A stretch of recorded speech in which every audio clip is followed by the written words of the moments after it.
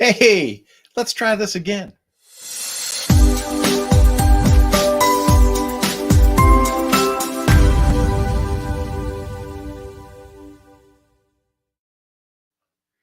Hey, it's Kurt with the Power Sport Academy. I am back live again. I signed in, I signed out, signed back in. Here's why. How many times in the last 4 years have you heard me say you cannot depend on big tech? You can't put all your eggs in one basket. You can't think that they're looking out for you because newsflash, they aren't. So when I signed in for the last live, I noticed I was getting these. It was like just like a little notification at the top right hand side of my screen, and it was basically saying something was wrong with Facebook. But not only that, something was wrong with Facebook, but like my little what we call a bumper video. My bumper video didn't play right here in StreamYard, and so I was like, "What's going on?" So I signed out and I looked. Sure enough, for some reason, Facebook has disconnected itself from StreamYard. Says some accounts aren't eligible to stream. Doesn't say why, doesn't tell you anything, like just says some accounts. And I would be some accounts. So today, Facebook's not working. So today we're looking at LinkedIn, YouTube, and x.com. Apparently, Twitter you can connect to now, but Facebook you cannot. So I titled this one, Does Failure Inspire You or Squash You?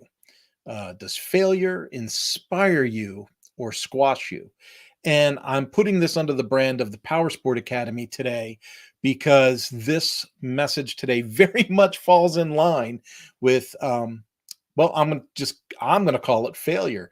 Other people might look at it some other way. And when I to be more clear, when I give my opinions on these lives, they are my opinions, my feelings, my sentiments. I'm not trying to put words or feelings in other people's hearts and minds. But I had heard at the end of the month that there were some changes going on in the power sports community. Some places were closing their doors, some places, and you just kind of hear a wave of this stuff. Well, the Power Sport Academy had worked with the Monterey Peninsula Power Sports on two separate occasions. On both occasions, the people that were assigned to the training did not follow through. Now, what does it mean to not follow through? And this is painful for me because I run the Power Sport Academy. The Power Sport Academy is my baby, right? I put my heart into growing the Power Sport Academy. But here's the deal. The Power Sport Academy gives dealerships unprecedented access to me, which, if you don't know who I am, then you're going to go, well, so what? If you do know who I am, then you're going to be like, oh crap, I wish I had that. The dealers that took my training at Ducati North America were up 47% in parts and labor sales from taking the fixed operations management course. We tracked the numbers and that's what we came up with. And so when you can take that kind of content and those kind of results and put those into a package and offer that kind of deal to dealers for a very affordable training package, you expect results. Now, how do you get results? You get results by taking action. There's a reason why I wrote a book called Action Leadership from the Edge. My first book is what got me all of these gigs. So if I'm just going to have to start leaving this book out on the table more often, okay? This little book right here, Service Writing in Black and White. This little book is the one that launched, Kurt's training at Ducati North America, Kurt's training at BRP, Kurt's, training samples for Triumph and Indian and other members of Polaris, Kurt's training at Suzuki Motor of America Incorporated. So this little book is what launched, that whole trend. There we go. Try not to knock it all over. Knocked it all over anyway. There we go. One small thing at a time. So that training was made available through the Power Sport Academy on a subscription basis. And most of it was done virtually. Now, in Monterey Peninsula's case, I actually did do two dealer visits, one under the first person that I was working with, and once under the second person that I was working with. Now, the second time that they came to the Power Sport Academy, the owner reached out to me and he said, Kurt, would you be willing to work with us again? And I was very clear. And I said, I'm willing to work with you guys again, but you got to do the work. If you're going to put someone in charge of taking the training, you got to make sure they come to class. You got to make sure they do the homework. You got to make sure that they implement the things that we talk about implementing. And then, like, when I went and did the on-site visit, I said, hey, let's take a look at the location of this. If we take this from here and move it to here, that's going to give you, $50,000 in parts and labor sale opportunity over the next 6 months. If we take this and do this, if we take this and do this, if we do this, this and this, and we had a plan of attack, and it wasn't expensive. It was like, hey, you're going to spend $3,000 on this, but it's going to give you a $50,000 opportunity. Are we going to do this? And they would say, yeah, we're going to do this. And then a month later, we'd be in the coaching call, and I would say, hey, how did that work when you did this? And they would say, oh, we didn't do that yet. And then the next month we'd be meeting again, talking about something else. And I would say, hey, whatever happened with, we didn't do that yet. So, a year later, when you're floating around on Google and you search up, let me just do this. I'll just Monterey Peninsula Power Sports. This is the kind of stuff, and I'll do a quick screen share so you know that I'm not crazy. Share your screen. Yeah, I want to share my screen. I want to share the entire screen. Let's do this thing. Boom. Now here comes my infinity screen. But what I'm talking about is right here. Permanently closed. Permanently closed. Okay. Folks, they invested a lot in this business. They remodeled, they moved things around, they had a separate building for a while. They did all kinds of things, but they didn't do the things that netted relationships with clients the way that I had trained. They didn't do things that netted efficiencies and fixed operations the way that I had trained. They didn't develop their personnel in ways in which I had trained and coached. And so when I see the notice permanently closed pop up, I'm heartbroken, but I'm not surprised. I'm heartbroken because, again, we have failure. Failure as a dealership, failure as a training company, failure to the community, failure to the industry. A lot of people get affected when a dealership shuts down. And this particular dealership had like 12 brands. And so there's a lot involved with closing down a dealership. Now, think about their location. Their specific location is in Monterey and Carmel, right? So if you think geographically, you've got that California coastline right there, and mountains, and sure, San Jose's over here somewhere, right? I'm thinking about the map. I'm not really looking at you right now. I'm trying to look inside my mind's eye for the map, and I'm saying, okay, geographically speaking, where are these folks going to go that bought product from them? Where are they going to go for service? Where are they going to go for warranty? Where are they going to go? If you got to go over the hill, over Dale to get to Gilroy, do yourself a favor, pull up a map of California so you know what I'm talking about. But if you got to go to San Jose for service work, or Gilroy for service work, because the shop in Monterey closed, that's a real travesty.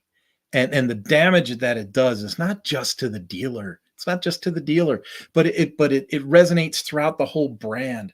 It doesn't matter whether it's KTM, Ducati, BRP.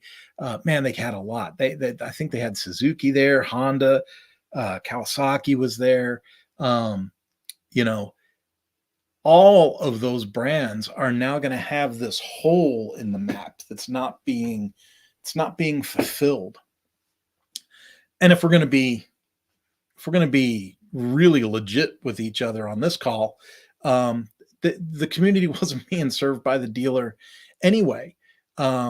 They were struggling to, keep the new units in a state of pre-delivery inspection for sales. They weren't able to get the customers' units done in a timely manner.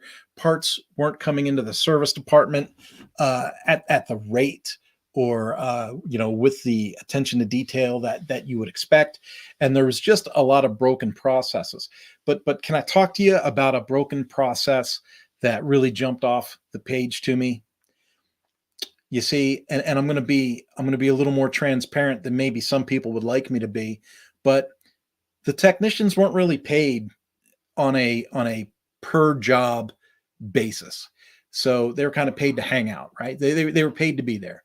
And some of you would say, well, that's totally fair, especially in California. They'd be like, oh, give them $50 an hour and don't expect nothing. I'm exaggerating. But remember, I just escaped California. But typically in America, technicians get paid for the work they perform. And there are a lot of problems with that. There are a lot of obstacles that come with flat rate pay. But here is something that doesn't happen with flat rate pay that does happen in an hourly shop. And that is work gets done for free a lot. And one of the things that always bothered me about the numbers of this particular dealership was their warranty numbers were always, always, always low, really low. Like so low you wonder, do you even sell new vehicles? From a service perspective, I would have been like, do you even have a sales floor? Because the idea that everything shows up in a crate, gets assembled without any problems, gets delivered and sold without any problems, and spends the first 30 days on the road without any problems is pretty rare. If you work at a dealership of any kind, automotive, RV, marine, motorcycle, even mountain bikes, you're going to come to recognize that there's a certain percentage of product that gets built, that gets delivered, that has some kind of a problem, comes back, the dealer takes care of it, but charges the OEM for the repair. That's warranty, right? That's what the warranty covers. In a shop where people aren't paid for flat rate work, a lot of times it just becomes an exercise and, hey, this customer's pissed. Let's just get this thing fixed, get it back on the road. And so, maybe it's rebalancing a tire, maybe it's adjusting a chain, maybe it's swapping a battery, maybe it's, exchanging a mirror, maybe it's something. But in a shop where the technicians aren't paid flat rate, a lot of that stuff can just get done in the heat of the moment, in the heat of battle with an upset customer. You just get it done and you get it gone, gets down the road. But then the paperwork never catches up, and then it never gets claimed. And so one of the things that always, always, always bothered me about this particular location was I knew that they weren't charging the OEMs for the warranty repairs that they had to perform. And, I would bring it up, I would bring it up, I would bring it up, I would bring it up, and it would never get addressed. And when I go to a Google search of a dealership that I used to work with, I like to see good things. I like to see, oh, hey, we redid the parking lot. We restriped the parking lot. We're having free hot dog Saturday. We're gonna be doing a group ride this Sunday. The store is closed, but we're serving up donuts and coffee. Come on out and ride with us on Sunday. That's the kind of stuff I'm looking for when I am engaging socially with a dealership I used to work with. And in this case, I go to this one and it says permanently closed. And like I said, I'd love to say I was surprised, but I'm not. And so now comes the title of the video. Does failure inspire you, or does it squash you? Does it inspire you? Do you take a look at a failure and go, I can work harder, I can work better, I can work faster, I can be more efficient, I can nail this thing. I know I can do this. I know I can do this. I got to make this happen. Is that what comes to you naturally? Or is it more natural for you to want to climb under a rock somewhere and pray that no one sees the failure? You see, as a student of someone like John Maxwell, he wrote a book called Failing Forward. And that particular book really spoke volumes to me. It was, yeah, man, I've got a lot of failures in life. In fact, I almost embrace the opportunity to fail because then that means I'm going to come up with a better way to do it next time. Right. And that's kind of what happened with the Power Sport Academy. If you're in the Power Sport Academy circles of influence, then you've gotten an email or you've seen a social post that talks about us launching a Power Sport Academy boot camp April 1st. Now, if you go to the powersportacademy.com website, you're going to see that I'll train your whole dealership for about $40,000 for the year. And you're going to go, oh my God, that I can't do that. How about this? How about you do a 6-week boot camp for $1,500? Oh my God, did he just say that? He did say that. You can do a 6-week boot camp for $1,500. You want to send your service writer? Send your service writer. You want to send your service manager? Send your service manager. You want to send your general manager so he knows what the heck is going on in the building. Hey, what are they training these guys? Why are these guys acting kind of weird lately? You know what? Hey, Mr. General Manager, you can come. Y'all can come. $1,500 for 6 weeks. Now, each of those 6 weeks is going to have a featured set of messages. And some of those messages are going to involve some homework. Because guess what? You got to do the work to see the results. It's just like going to the gym. You got to do the work to see the results. But here's the deal. When I see dealerships closing their doors, when I see what's going on with inventory, when I see what's going on with increased interest rates and the way that salespeople now don't know how to deal with that, because they were just taking orders all through the pandemic. And then all of a sudden, now we got to work for it. And they've never been trained. How many people that work as service writers and service managers have a formal training or a formal onboarding for communication with clients? And by communication, I mean relationship building. If we focus on relationships over transactions, the transactions will happen naturally. Just let them happen. But in order for that to work, you got to know how to build relationships. You got to know how to change the internal culture of your business so that your technicians actually don't mind talking to your service writers. You have to have it so that service writers don't run away from salespeople when they see salespeople coming. And there's a way to do it. When you embrace the processes and you do what I coach, your dealership begins to run much more smoothly. If we can restore the internal culture and institute some internal processes and work on the relationships that your staff builds with your customers, your business will flourish. Not only that, but if you do it right, if you play the long game and you do it right, you are building a business that is resistant to all the ebbs and flows of the societal nonsense. If people would have built their business right and they would have embraced the opportunity that the pandemic brought to power sports wouldn't be in the situation it's in right now. I loved when the pandemic came. I didn't like the pandemic. Don't get me wrong. I hated the pandemic. I'm still paying the price for decisions I made during the pandemic.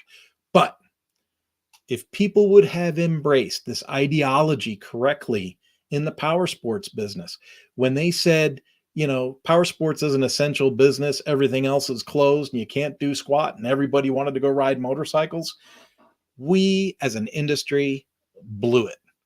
There were precious few of us out there banging the gong saying, this is our chance. This is our chance. We got another chance. We can do this. And we didn't do it. We didn't do it at all. We knocked people over the head. We stripped their wallets clean. It was like going seal hunting. We just clubbed people senseless. We stripped their wallets clean. We made them wait for product. We treated them like garbage. We never asked them what they really wanted. We never built relationships with them. We didn't build our community calendar to be more interactive with them. And now, 3-4 years later, when inventory's been restored and interest rates have climbed and demand has waned, we are now sitting on a ton of inventory and really no way to move it other than playing the race to the bottom, right? So now you're starting to see people discounting and having mini deals and really struggling with the relationship side of the business because now it's become a commodity again. And how do we drive these people back to the fixed operations department of our business? How do we take someone that shopped us as a commodity on the sales floor and expect them to have the relationship with people in fixed operations? It's a very difficult transition for the customer and the dealership. But folks, there are ways to do this. There are ways to address this as a business, as a group of people, as a team of people with strong internal culture. There's a way to do this. And so I'm trying to encourage you best I can. I see the traffic going up on the website, so I know people are interested. So go to thepowersportacademy.com, sign up for the 6-week boot camp. It's got a 30-day money-back guarantee. I mean, Christ, I'm doing 66% of the work for free, possibly, right? So you might as well sign up, show up, participate, and see what the results are going to be for you. I take this really, really serious, right? When it says, does failure inspire you or squash you? I want you to look around. Now, I was pretty transparent at the front of this call talking about my participation with the dealership that closed its doors. Take a look at what you're doing. Take a look at your business. Take a look at your last 10 transactions with customers. Take a look at your relationship with other departments within your building. If you're the owner and you're watching this, if you're a dealership principal and you're watching this, think about how your sales manager interacts with your parts manager, and your parts manager interacts with your service manager, and your service manager interacts back with your general manager. Think about how those relationships play, and think about the pain and the agony that you suffer trying to deal with the angst between these different department heads. And if that's the angst at the department head level, what is the angst with the boots on the ground? Wouldn't it be great if we could push a magic button and make all that go away? Wouldn't it be awesome if we actually had a process to address 90% of the BS that's holding you down? Well, we do. We do. And it's in the Power Sport Academy Bootcamp. So I'm pretty vocal about it. I'm pretty upfront about it. If you have any questions, comments, concerns, hit me up. You can go to the website. You can book a call with me right through powersportacademy.com. Just click book a call. Pick the time that works best for you. We'll jump on a Zoom real quick. I can give you a tour through some of the contents. The 6-week boot camp is that's a little bit different. So instead of taking a year's worth of training and just squishing it down, I'm taking the highlights of the training, and I'm taking some of the inspiration for what I've been doing in the marine industry lately. And I'm saying, how can I bring my best to a consolidated 6-week program so that people, not just a person, but people from a dealership can attend, and we can talk and have focused discussion on certain areas, give out a little bit of homework, and then discuss that homework in the next session. Again, 6 weeks long, $1,500. I don't think you can go wrong. I don't think you can go wrong at all. Folks, that's it. I'm going to close this one out. Have yourself a wonderful day. And I just want to encourage you, if it doesn't matter if you're a consultant, doesn't matter if you're the business itself, if you're just someone that serves customers, ask yourself, does failure inspire you, or does it just kind of weigh you down and squish you? If it just squishes you or makes you want to curl up in a corner or hide under a rock, I want to try and encourage you. I want to try and encourage you to recognize that failure is normal. Failure is completely normal. And everyone does it. And so it's in how we react to it. So if you see something that you've been a part of, and it's, let's not exactly say failed miserably, but let's say it has not performed the way that you had intended, learn from it. What could you have done differently? Who could you have leveraged more? Is there someone that could have helped you with this? Could you have helped somebody else better? Is there, try and wrap your head around all of it. Take a look at the big picture, the medium picture, and then how it pertains to just you, and say, am I going to allow this to squish me, or am I going to let it inspire me to get to the next level for the next time? There's always a next time. I mean, unless you make some other decision that I don't want anybody to make, there's always a next time. right? And so as long as we know there's a next time, we know that we should be able to jump in and make better for ourselves.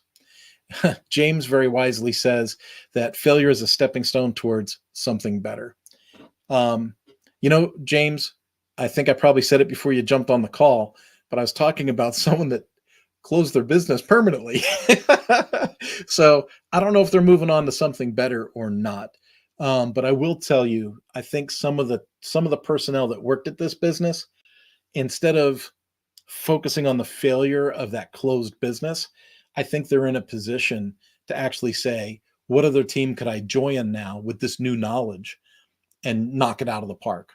What team could I transition to and use this experience for the betterment of someone else, down the road? So yeah, sometimes we got to suck it up, right? But can you take the failure, find inspiration in that, and move forward? I know that this will hit a chord with James, but I recently drug the bike out, aired up the tires, went out and rode with the kid for a little bit. We just did 3 or 4 miles, and then we did 5 or 6 miles. And then I went out and did 9 miles. And you know what, James? I'm a long way away from doing those century rides that I did 2 years ago. But I can tell you, this spring and summer is going to be back to the century rides. It's going to be back to, doing these, we call them metric centuries, where they're like 66 miles. And then we have century rides where they're 100 miles or more. And my son is now on the mountain bike team. And so even though that sounds horribly unconnected to what we're talking about here in the power sports arena, what we're really focused on here is, if you sense failure, if you sense performance is not what you wanted it to be, how can you get inspired to knock it out of the park? And right now I'm feeling inspired on the bicycling side, fitness side, to go knock it out of the park. And so I pray for others that if you're feeling this kind of challenge, if what I'm saying to you is resonating on some other channel, but you're not quite sure, be sure. Take this as your inspiration today to go, how can I make this better? And then begin to execute. Give yourself a strategy, a plan, and begin to take implementation into yourself. All right. Have yourself a wonderful day, and I will see you guys all on the flip side. Bye-bye.